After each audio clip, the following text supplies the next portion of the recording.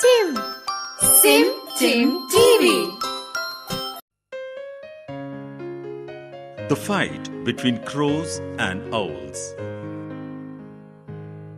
Once upon a time, all the crows in a town called Chinle made a huge banyan tree their home. Their king, Kazi, set up strong fortifications to ensure security for his brood.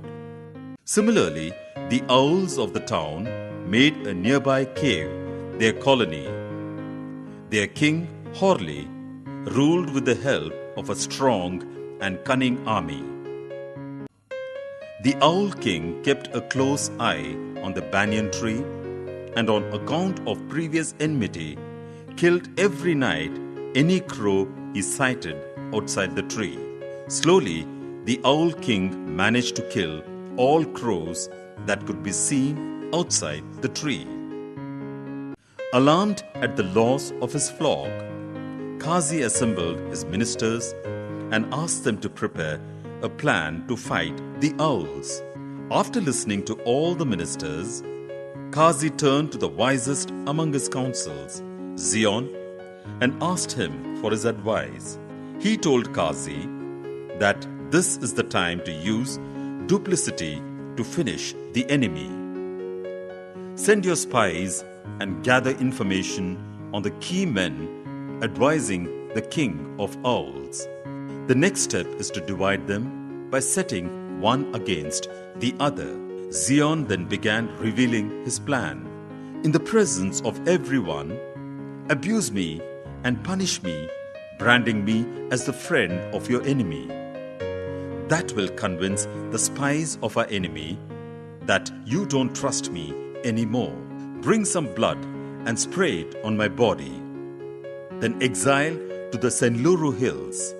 I shall remain here bruised, and when the enemy comes, I will try to earn his mercy and trust by blaming you. You stay in the hills till I find their fort and give you a signal when all the owls are sleeping in the day. Then you come and with the help of your army, kill all the owls. On Kazi approving the plan, Zion started a mock fight with the king of crows. Kazi then pretended to attack Zion with his beak and doused him in blood he brought with him and left for the hills. Then Paritha, wife of the pretender who was spying on the crow camp, carried this news of the assault on minister Zion and the king's departure for the hills to the Owl King, Horli. Soon after sunset, the Owl King, accompanied by his ministers and followers, set out to kill all the crows. They reached the tree, home of the crows, and surrounded it. Not finding a single crow there, and happy for that reason, meanwhile, Zion, who suffered mock injuries, began weekly mourning to attract the attention of the owls. When the owls saw this and rushed to kill him, he pleaded, Sir, my name is Zion, and I am a minister of Kazi, the king of crows. Before you kill me, I have something to convey to your king.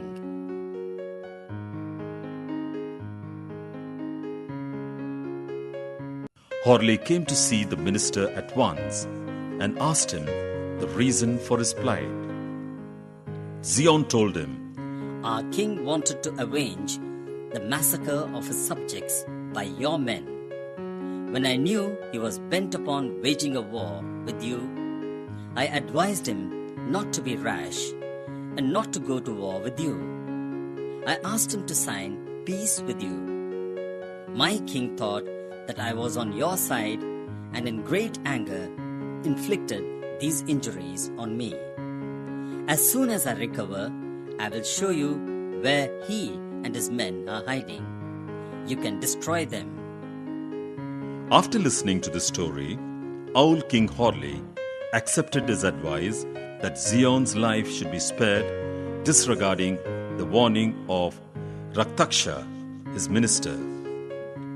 the king's men set out to take Zion to the fortress. Seeing that the main obstacle in his way has disappeared and that the remaining king's men were all stupid, Zion began piling up twigs on the pretext of building a nest.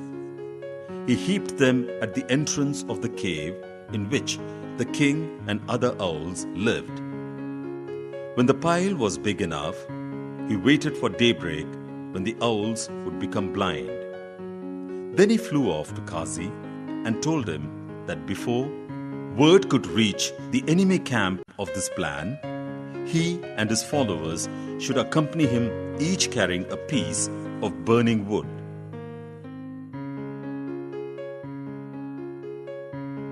Accordingly, Kazi and his men followed Zion, each carrying a burning twig in his beak.